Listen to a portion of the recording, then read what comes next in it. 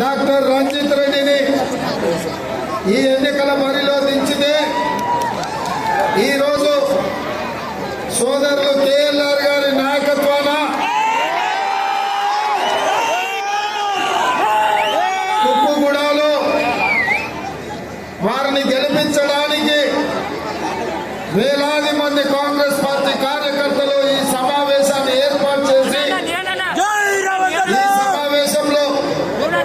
రాష్ట్ర స్థాయి కాంగ్రెస్ నాయకులు రంగా